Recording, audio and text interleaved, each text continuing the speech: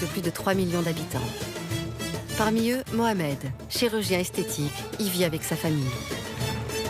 Je suis chirurgien esthétique depuis 12 ans que je pratique au Maroc maintenant. Avant, j'étais en France, c'est là où j'ai eu mon diplôme. Je fais partie d'une famille de médecins, donc c'était naturel que je fasse médecine. Je me rends compte que c'est une vraie vocation. Il dirige également sa propre clinique dédiée à la beauté. On arrive le matin, on termine très très tard, juste le temps de rentrer à la maison et de repartir le lendemain. Effectivement, tout pour la clinique. La chirurgie esthétique au Maroc, c'est plus de 3000 personnes opérées chaque année et parmi eux, plus d'un tiers d'étrangers. Se faire opérer à prix cassé tout en profitant de vacances au soleil, c'est la force de la chirurgie marocaine. Mohamed surfe sur le filon de la beauté. Dans sa clinique, tout y est fait pour se sentir bien. Dans ma clinique, il y a une ambiance familiale. Pour moi, c'est essentiel parce que les personnes qui viennent travailler à la clinique, franchement, on les considère comme un membre de la famille. Travaille en équipe, donc on ne peut pas être l'un sans l'autre. Donc on connaît tous la chronologie des choses. Et franchement, on n'a pas besoin de parler, c'est machinal.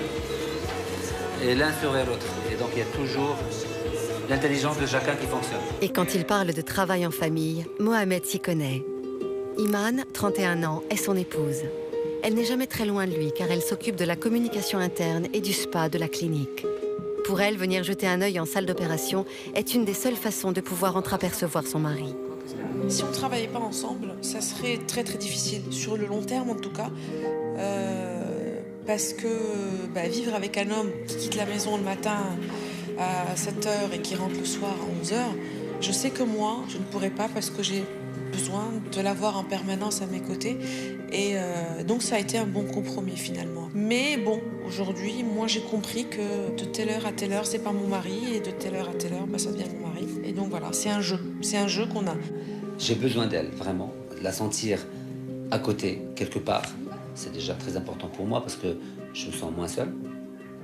C'est un travail qui demande beaucoup d'énergie mentale aussi et physique.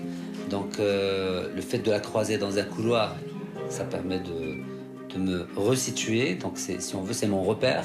Au départ, Iman était une patiente de Mohamed. Il y a 4 ans, la jeune femme prend rendez-vous avec le chirurgien pour lui demander son avis en vue d'une liposuction.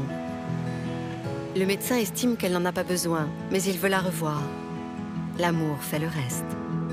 Il y a 2 ans, ils se marient. Aujourd'hui, ils forment une nouvelle famille avec leurs enfants issus d'une première union. Il y a Hamza et Sami d'un précédent mariage, c'est mes enfants. Il y a Eliana, la fille de Iman. Et le petit dernier, c'est Yanis, il a 1 an et demi. C'est l'enfant de notre union. Donc effectivement, on est une famille, ce qu'on appelle recomposée, même si j'aime pas beaucoup le terme.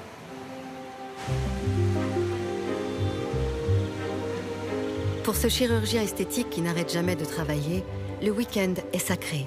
Entouré de toute sa famille et de son papa, il en profite pour se ressourcer et faire retomber la pression de toutes les opérations de la semaine. Ça fait quand même une grande famille.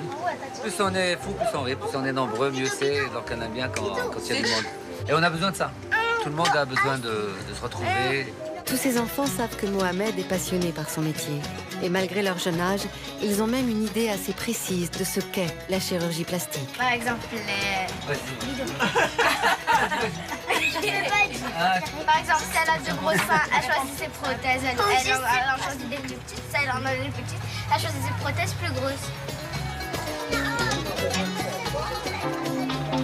Au même moment, au bord du lac Léman en Suisse, à 1850 km de là, Nathalie, 44 ans, et sa fille Océane, 20 ans, sont en train de boucler leurs valises. Elles ont décidé de s'offrir un séjour de chirurgie esthétique dans la clinique de Mohamed. Elles comptent bien en profiter pour se faire faire une série impressionnante d'interventions. Je compte faire plusieurs opérations, dont le visage, peut-être les paupières, les dents, par la même occasion, une abdominoplastie et les fesses. C'est beaucoup, mais voilà, c'est un choix. Je vais me faire comme opération une augmentation de la poitrine et puis une petite augmentation des fesses, mais pas grand-chose. Mohamed savoure ses derniers instants de tranquillité avec sa famille, car Nathalie et Océane, dès demain, dans sa clinique, vont lui demander beaucoup de travail. Mohamed acceptera-t-il de réaliser toutes les opérations demandées par les deux jeunes femmes? Nathalie et Océane ont-elles raison de faire plusieurs milliers de kilomètres pour aller se faire opérer? La mère et la fille n'ont vu la clinique de Mohamed que sur Internet. La réalité sera-t-elle à la hauteur de leurs attentes?